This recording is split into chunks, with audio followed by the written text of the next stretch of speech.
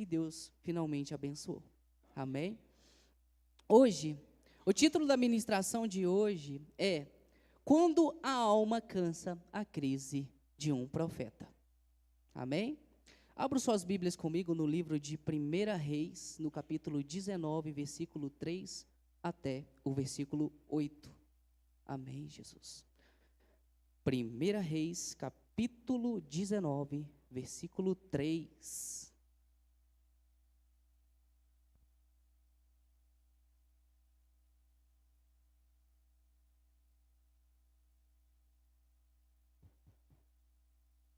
Aleluias. Amém, irmãos? Glória a Deus. Vamos ler então o que está escrito em livro 1 Reis, capítulo 19, versículo 3 até o 8. E diz: O que vendo ele se levantou e para escapar com vida, fugiu e chegando a Berseba, que é de Judá, deixou o seu moço. Ele, porém, foi ao deserto, caminhando de um dia, e foi o Senhor, e foi o Senhor, e sentou-se debaixo de um zimbro, e pediu para si a morte, e disse, já basta, o Senhor toma agora a minha vida, pois não sou melhor do que meus pais. E deitou-se e dormiu, e debaixo do zimbro, e então o anjo tocou e lhe disse, levanta-te, coma. E olhou, e eis que em sua cabeceira estava um pão cozido sobre as brasas, e uma botija de água. E então comeu e bebeu, e tomou e deitou-se. E o anjo do Senhor voltou a uma segunda vez, e tocou e disse, levanta e come, porque te será muito longo o caminho. E levantando-se, pois, e comeu e bebeu, e com a força daquela comida, caminhou 40 dias e 40 noites, até Horebe, o monte de Deus. Amém. Feche os olhos, oremos. Querido Deus e Pai, Jesus, nesse momento, acima de tudo, pedimos a Tua graça, o Teu entendimento, a Tua sabedoria aos nossos corações, ó Deus. Pois sabemos que somos falhos e diariamente precisamos, ó Pai, do conhecimento da Tua palavra. Precisamos aprender profundamente quem somos nós. Precisamos aprender quem é Tu, Senhor, em nossas vidas. Precisamos aprender a agir, Pai, sobre questões, às vezes, em nossas vidas que nós não conseguimos lidar, pois somos fracos, falhos, mas ao mesmo tempo encontramos a perfeição em Ti. Por isso, Deus, abençoa todos que estão aqui, que a Tua palavra venha poderosa sobre cada um de nós e venha tocar, Pai, profundamente os nossos espíritos, em nome de Jesus, amém. Histórias que tocam as nossas histórias. Por que escolhemos esse título? Porque, de fato, temos meditado diariamente nessa frase tão marcante. Porque se pararmos para refletir, histórias bíblicas, elas não só contam feitos, milagres, ações, erros, mas elas contam histórias de pessoas que sofreram, lutaram, tiveram que suportar lutas, erraram feio, mas deram uma volta por cima. Histórias que quando lemos, vemos o espelho refletido da nossa própria imagem, onde observamos as nossas ações e comportamentos escritas em um livro, datadas há quase 4.000 anos atrás. E a pergunta é, como é possível? E ao sabermos disso, tivemos a honra de estudar o livro de Gênesis. Várias histórias já aprendemos. Entramos também no deserto do conhecimento, ali no livro de Êxodo. Vimos como foi difícil para Moisés. Travamos batalhas pela fé, amor e o conhecimento no livro de Juízes, junto com Josué, que não só meditamos na palavra, mas que também estudamos no ano passado. Já aprendemos sobre os erros dos juízes, como eles podem nos ensinar a ser melhores. Já meditamos sobre a monarquia em Israel, de cada rei que foi escolhido por Deus para cuidar daquele povo, suas falhas, seus erros, suas escolhas. E hoje, nós iremos falar de um homem que se chama Elias. Um homem conhecido como o profeta do fogo. E por quê? Porque na maioria dos feitos e milagres que Deus realizou sobre a vida dele, foi através do fogo. O fogo que desce um sacrifício encharcado de água, ou é um fogo que desce sobre 50 soldados e 100, ou é sobre até mesmo um fogo que desceu do céu para levá-lo ressurreto até a glória de Deus. Até isso, Elias teve que experimentar do fogo. Mas, meus irmãos, entenda uma coisa. Hoje nós não iremos falar sobre os feitos de Deus sobre a vida de Elias. Pelo que nós acabamos de ler aqui, nós iremos falar sobre cuidado, saúde mental e cuidado de si. E para falar sobre isso, temos que elevar as nossas mentes, os nossos pensamentos ao mundo, exatamente lá fora. Por quê? Porque quando olhamos para o mundo, nós vemos um mundo tão cheio de vida, um mundo tão bonito, iluminado, cheio de cores. Quando olhamos para as redes sociais, vemos pessoas sempre sorrindo, contando piadas, demonstrando que aquela pessoa vive de uma forma correta. Só que a verdade é que esses padrões da sociedade escondem uma dor profunda. Sabe, um poeta chamado Criolo, ele expressa em uma de suas canções uma frase tão interessante que diz assim, ó: os bares, eles estão cheios de almas tão vazias. Me dá um gole de vida. Essa frase, ela retrata o silêncio da nossa geração. E a verdade é que as estatísticas apresentam algo alarmante. E que algo é esse? Milhares e milhares de pessoas lutando contra a depressão. E famílias tendo que lidar com um mal que nem se pode ver. Os índices de crises emocionais, suicídios, na América Latina têm crescido silenciosamente dia após dia, ano após ano. Essa é a realidade da nossa sociedade, do nosso tempo, daquilo que temos vivido em nossas vidas. E a questão aqui é que fica a pergunta: qual é o papel da fé diante de tudo isso em que nós estamos aprendendo hoje? A verdade é que a Bíblia, ela não esconde essa verdade. Pelo contrário, ela apresenta a história de um dos maiores profetas de Israel, vivendo um momento de crise emocional, de tal maneira que ele se achega para Deus e diz: Senhor, tira a minha própria vida. Ele estava desistindo dele naquele mesmo momento. E essa, meus irmãos, essa é a história de Elias. E talvez você que seja pai ou mãe aqui nesse exato momento, tenha lidado com o seu filho, adolescente, ou sua filha, que tem se flagelado diariamente, e você nem sabe mais o que fazer. Os índices, nos últimos 20 anos, traz algo alarmante sobre esse assunto. E a frase mais dita sobre esses tipos de pessoas é: eu atinjo o meu corpo para sentir a dor do meu corpo, para poder aliviar a dor da minha alma.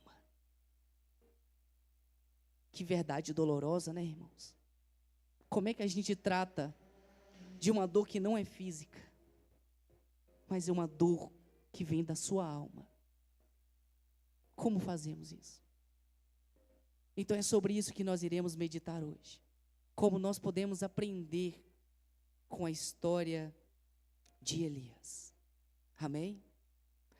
Primeira coisa, é uma frase, primeiro ensinamento diz: até os mais fortes podem chegar ao seu limite. Vejamos a história de Moisés.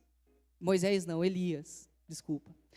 Elias, antes de chegar a esse momento difícil da vida dele, ele estava em um monte chamado Carmelo. E nesse monte, meus irmãos, ele tinha desafiado 400 profetas de Baal, sozinho. E ali, o desafio era provar quem era o Deus verdadeiro. Claramente, os profetas fracassaram. Mas Elias encharcou o sacrifício e Deus fez o fogo cair do céu. E a parte que eu acho mais linda é que o povo se prostrou. E naquele mesmo momento, todos eles declararam: só o Senhor é Deus. Só o Senhor é Deus. E naquele mesmo dia, aqueles 400 profetas de Baal foram mortos, pois eles haviam enganado todo o povo. E se você não sabe, a idolatria de Baal pede sacrifícios de bebês e crianças em adoração ao falso Deus. De fato, foi isso que revoltou aquele povo. Mas quando vemos isso, nós olhamos para o ministério de Elias e vemos ele no ápice, no auge.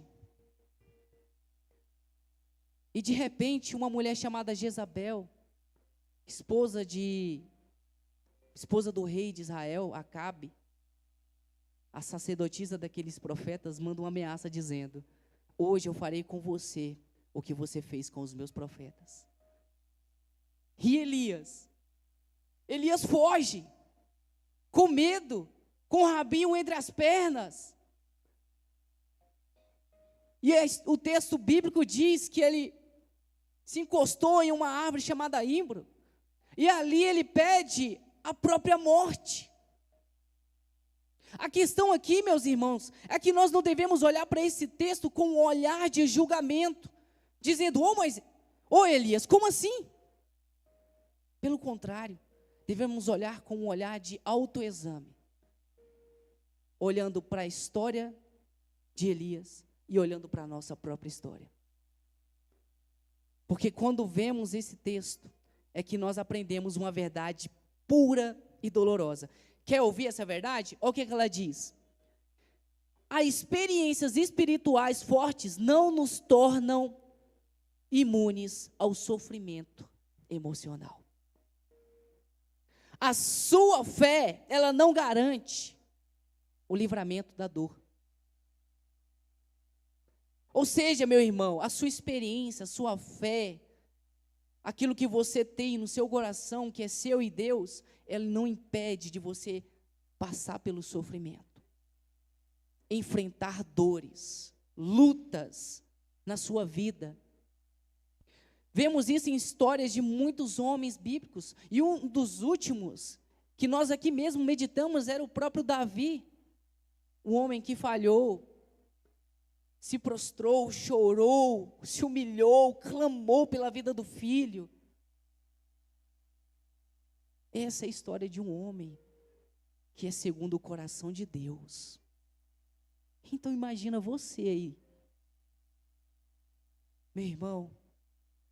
É nesse momento que devemos nos lembrar que Deus é com a gente. Porque Deus, Ele é justo. Ele entende as nossas fraquezas. Às vezes, quando olhamos para o pastor, a gente vê um homem forte. Pastor, você não sabe, mas muitos aqui veem você como um doutor, como um advogado, como um juiz, e o melhor deles, como um super-herói. Mas quando a gente vê esse cara aqui sofrendo por causa de uma dor, uma luta, a gente aprende que a gente é falho, que a gente é fraco, e que a gente precisa do amor e da misericórdia de Deus. Então, meu irmão, você é frágil, isso é normal, é natural, é da nossa natureza. Então você não precisa se martirizar demais. Apenas se lembre que Deus é a nossa força. Segundo ensinamento, a fé verdadeira, ela não nos arranca a humanidade, mas nos ajuda a lidar com ela. Nesses últimos tempos, muitas comunidades religiosas têm criado algumas ideias um pouco perigosas.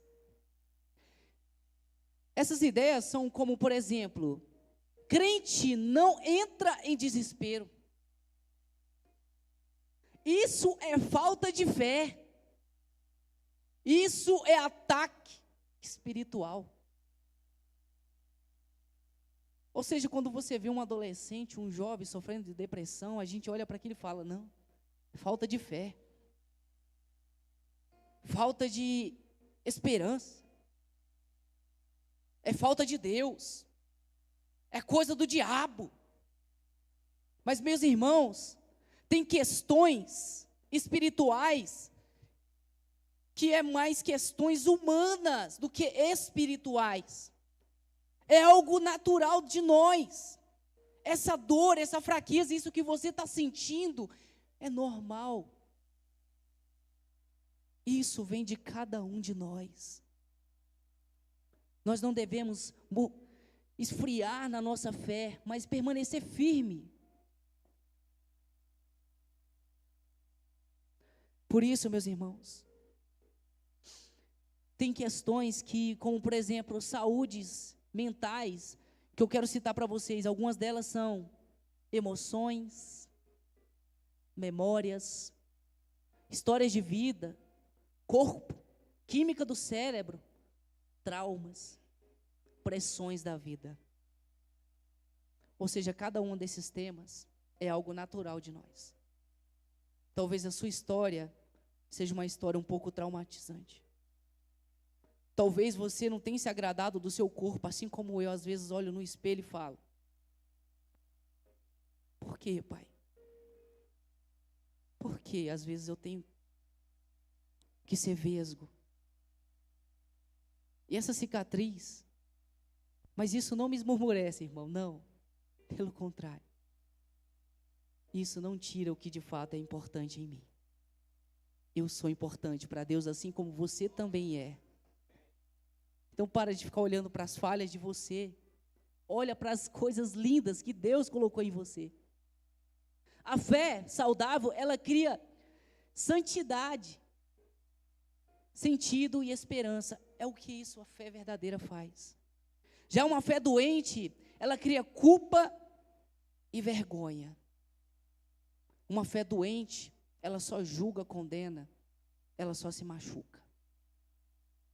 Uma fé verdadeira, ela não arranca a humanidade de nós, pelo contrário, ela ajuda cada um de nós a lidar com ela.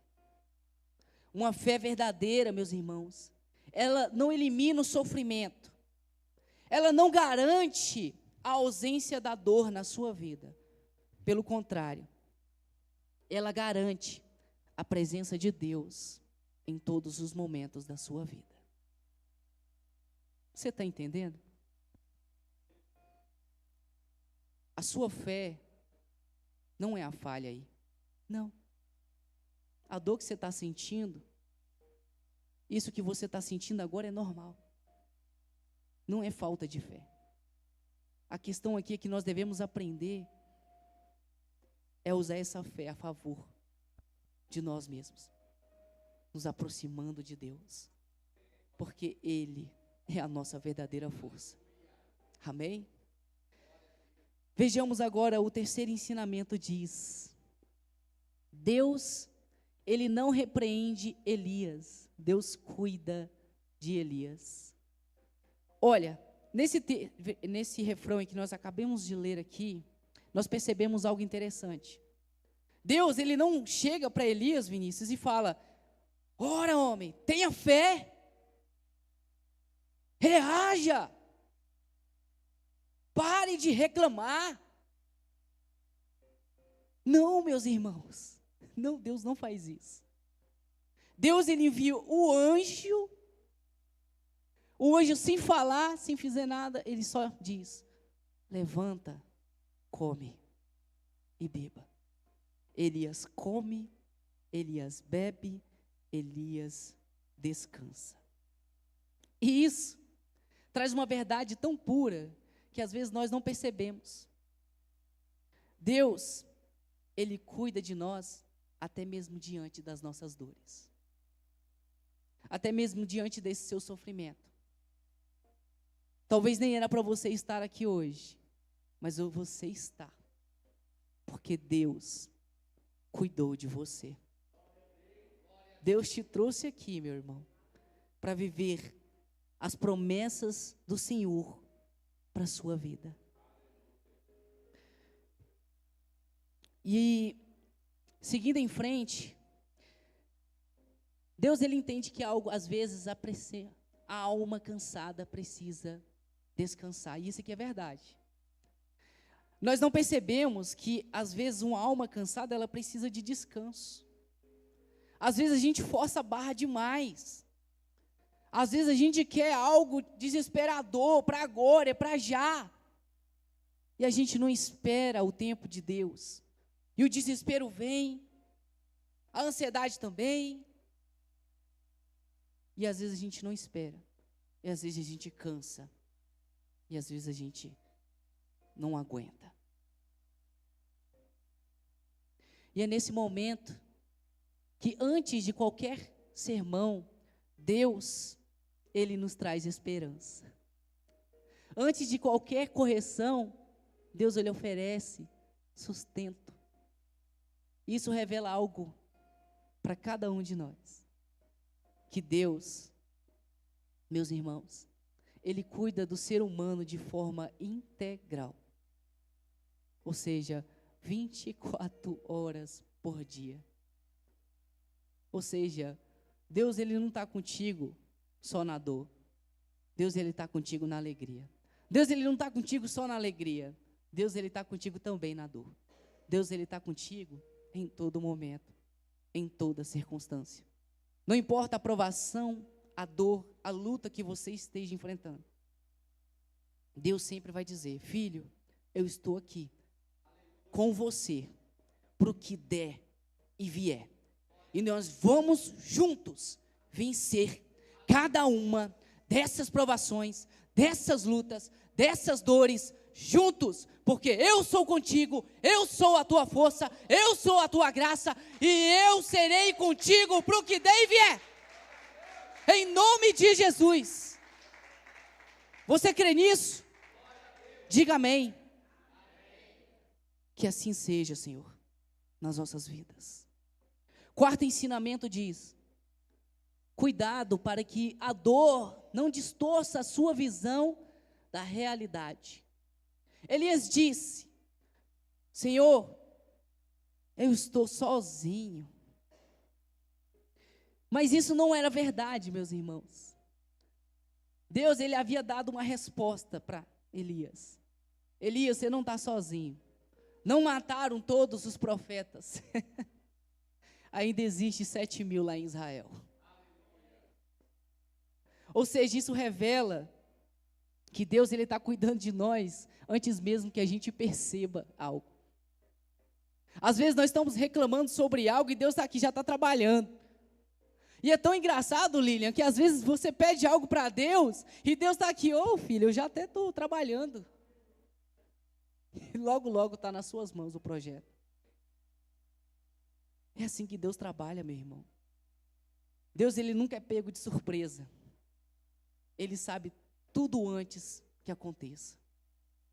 A questão aqui é que, às vezes, a dor da nossa alma nos tira a nossa visão da vida. E as nossas visões ficam um pouco distorcidas, meus irmãos. Começamos a acreditar em mentiras, como, por exemplo, uma delas: eu estou sozinho. Isso nunca vai mudar. Não há saída para mim. Quantas mentiras você já disse na sua vida? Mentiras para você mesmo. Jesus, eu não consigo. Jesus, eu não tenho saída. Jesus, eu não tenho um jeito. Isso era tudo mentira. Porque Deus, Ele já está trabalhando. Deus, Ele já está no controle. Às vezes, a dor, ela parece que causa uma neblina espiritual nos nossos olhos, que não nos permite ver a verdade. Ela só cria mentiras. Às vezes, você se olha no espelho e fala: nossa, esse aqui está feio, está horroroso, mas não é verdade. Você é linda, você é perfeita, porque Deus te criou. E Deus, meu irmão, Ele não erra na mão. Deus, Ele acerta sempre. E você é perfeito. Você é perfeita. E é nesse momento que precisamos de ajuda. Mas ajuda de quem, irmão Gleison? Primeiramente, ajuda de Deus. Segundo, ajuda de pessoas. Sim, de pessoas. Conselheiros que aconselham da forma certa. E ajuda principalmente de profissionais da área da saúde, como psicólogos e médicos. E, meu irmão, entenda uma coisa: pedir ajuda não é fraqueza, não é falta de fé, é ato de coragem. Às vezes Deus, Ele vai usar pessoas com propósito para te ajudar a sair dessa luta, a sair dessa depressão, desse teu sofrimento. Mas nós não devemos nos esconder assim como Elias. Devemos nos expor, gritar e dizer: eu preciso de ajuda, eu preciso de alguém. Talvez você não encontre isso na sua família, mas eu tenho certeza que você pode encontrar isso aqui, nessa igreja. E eu não estou querendo vangloriar as pessoas que estão aqui. Pelo contrário, nós estamos aqui é para isso mesmo, né, pastor? É para trabalhar nas vidas, nos corações machucados, contritos. Esse é o nosso propósito. Foi para isso que Deus nos escolheu, para honrarmos a Ele e restaurarmos a vida de pessoas que estão perdidas. Esse é o nosso papel da igreja. Assim como a palavra fala, se um membro do corpo se machuca, o que o corpo faz? Ele se mobiliza e trabalha para cuidar daquele membro que se machucou. Então, se você sabe de um membro que está machucado, não se acanhe, estenda a mão, abraça, diga: eu quero te ajudar. Porque se você está machucado, eu também me machuco. Se você está ferido, eu também estou ferido, estou sentindo a sua dor. Por fim, vamos por quinto ensinamento. Deus sempre prepara um novo caminho. Agora, abram suas Bíblias comigo. Leiam comigo versículo 15 e 16. Olha o que Deus fala nessa passagem. E o Senhor lhe disse: vai e volta pelo teu caminho para o deserto de Damasco, e chegará lá, e ungirá Azael, rei sobre a Síria, e também Jeú, filho de Nim, ungirás a rei de Israel, e também Eliseu, filho de Safalé, de Abemeolá, e ungirás profeta em teu lugar. Amém, irmãos? Olha o que Deus fez na vida de Elias. Deus, ele pede para Elias ungir líderes. Ele pede para Elias procurar sucessores. Ele pede para Elias continuar na sua caminhada. Porque Deus, Ele não desiste da gente, mesmo quando nós pensamos em desistir dos nossos sonhos e projetos. Se você desistiu, meu irmão, Deus não. Ele vai lutar por ele. Ele vai conquistar ele, junto com você. A crise de Elias não era o fim da sua história. Entendo, a crise de Elias não era o fim da sua história. Era apenas um momento da sua história. E às vezes esse momento em que você esteja enfrentando vai te tornar uma pessoa forte, madura e uma pessoa totalmente firmada na presença de Deus. Por isso, meus irmãos, as experiências que a vida lança sobre nós não definem quem de fato nós somos. E é nesse momento que vemos uma verdade muito grande. Os momentos escuros não definem o final da nossa história. Deus ainda está escrevendo novos roteiros para as nossas vidas. Então, esse momento difícil na sua vida, meu irmão, não define o final da sua história. Ele apenas está escrevendo um novo recomeço na sua vida. E só de você estar aqui ouvindo isso, Deus está começando a trabalhar dentro de você, da sua mente, do seu subconsciente, para te tornar uma pessoa totalmente firmada, madura e cheia da graça e do Espírito. Uma salva de palmas para Jesus. Porque é por Ele, graças a Ele, que temos esse privilégio. Por fim, chegamos na conclusão. Conclusão dessa mensagem que nos ajuda a refletir algo interessante. Deus, alguns versículos mais à frente nessa passagem, Deus, ele fala com Elias. Mas ele não fala através de um vento forte. Ele não fala com Elias através de um terremoto. Ele não fala com Elias através de um fogo. Ele fala com Elias através de um simples suspiro. E talvez nesse momento, Deus está suspirando algo dentro do seu coração. Uma frase que diz: ainda há vida para você. Talvez você que esteja aqui nesse momento, meu irmão, esteja pensando: eu não aguento mais. Não tem mais jeito. Eu cheguei no meu limite. Estou esgotado. O que eu vou fazer? E é nesse momento que o sussurro de Deus clama em seus ouvidos: filho, eu não desisto de você. Eu sou contigo. O desespero, ele é transformado em esperança. O cansaço é transformado em descanso. O final de um caminho, meus irmãos, ele é transformado numa nova etapa, num novo recomeço na sua vida.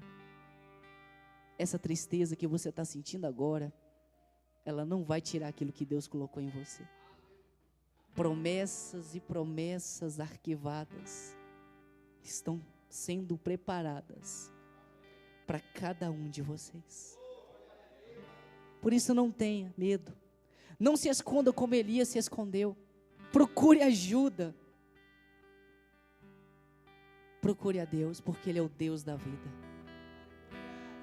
Agora, nesse momento, em um momento de posicionamento e ação, de uma igreja que entende o papel. Um papel de cuidar dos seus membros, de abraçar, de aconselhar. Eu convido aqui à frente os pastores, os líderes de PGs, pessoas que estão à frente de grupos, líder dos jovens, dos adolescentes. Venham até aqui à frente. Porque nesse momento, eles estarão representando Jesus aqui, na sua frente. Para te dar um abraço. Para sussurrar no seu ouvido, dizendo: filho, não tenha medo. Eu sou contigo. Essa prova que você está passando agora, ela não vai te derrubar. ela não é o fim da sua história. Ela é apenas um momento daquilo que eu vou fazer na sua vida. Eu vou te transformar, eu vou te amadurecer, e eu vou gerar em você um espírito renovado, um espírito cheio de graça, um espírito cheio de unção, um espírito que reconhece a necessidade da presença, do amor e da misericórdia de Jesus. Então não tenha medo. E quando o louvor tocar, eu quero que você saia do seu lugar, abrace essa pessoa. Você que já passou por um momento de dor, de depressão, um momento em que você disse: eu quero dar um fim à minha história. Você vai vir aqui e abraçar essa pessoa, para que você entenda que Jesus criou a sua noiva para cuidar dos seus membros, criou um corpo para cuidar de cada membro, criou pessoas frágeis para torná-las fortes. Então venha, não tenha medo. Líderes, pastores, façam filas aqui na frente, porque eu quero que você saia do seu lugar, num ato de coragem, de amor, abrace essa pessoa e deixe ela orar por você nessa noite, em nome de Jesus, em nome de Jesus.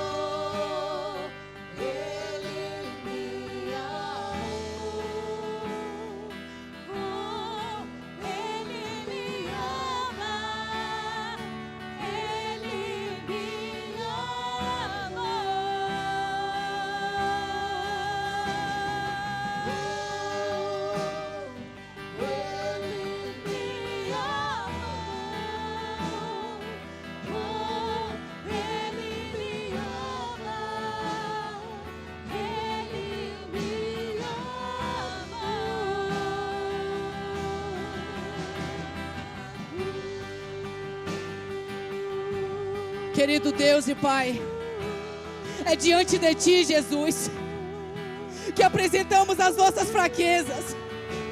É diante de Ti, ó Pai, que clamamos: Abba Pai, Abba Pai, precisamos do Teu amor, precisamos da Tua misericórdia, precisamos de Ti, Jesus, porque sem Você, ó Pai, sem Você eu não sei seguir, sem Você eu não sei caminhar. Por isso, Deus, a minha fé, Jesus, permanecerá forte, permanecerá inabalável, porque eu creio, eu acredito no Teu amor. Meu irmão, Ele te ama, Ele te ama, Ele te ama. Então declara nesse momento que Deus te ama, que Deus te ama.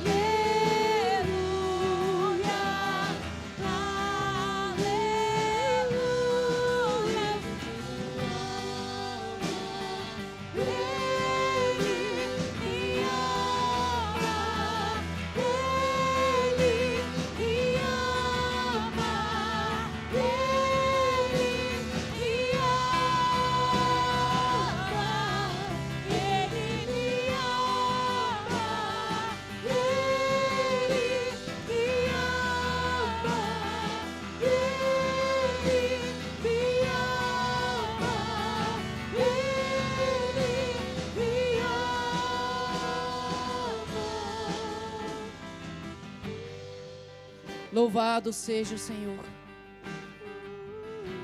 Antes de passar o final da mensagem para o pastor, eu quero te dizer algo muito importante, meu irmão. Se você está enfrentando isso na sua vida, não se esconda como Elias. Peça ajuda. Nós estamos para isso aqui. Para abraçar, para aconselhar, para cuidar. Porque esse é o dever da igreja.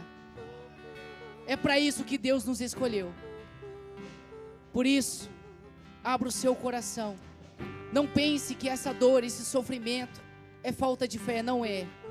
É natural, é a nossa natureza, clamando e pedindo mais de Deus, muito mais da presença e da graça do nosso amado Pai.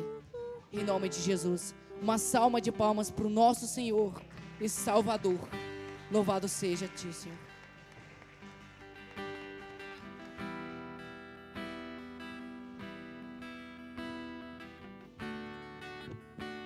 Vamos dar as mãos, todos, vamos dar as mãos.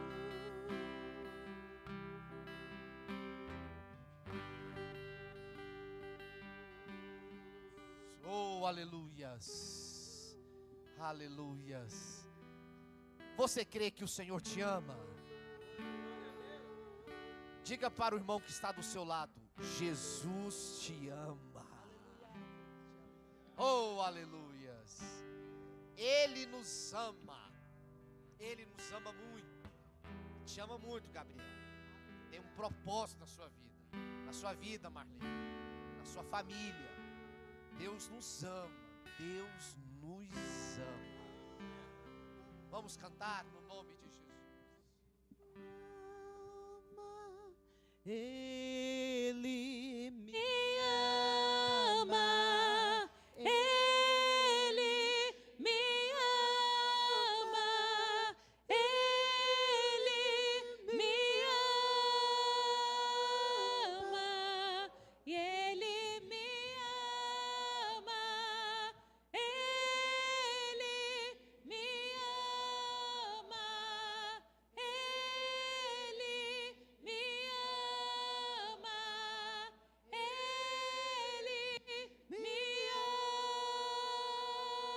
Vez. E Ele me ama, Ele me ama, Ele me ama, Ele me ama. Que o Senhor te abençoe e te guarde. Que o Senhor faça resplandecer o teu rosto sobre ti. Que o Senhor tenha misericórdia de ti. Que o Senhor abençoe os teus filhos. Que o Senhor abençoe os filhos dos teus filhos. Que o Senhor te dê a paz. Vai na bênção. Em nome de Jesus.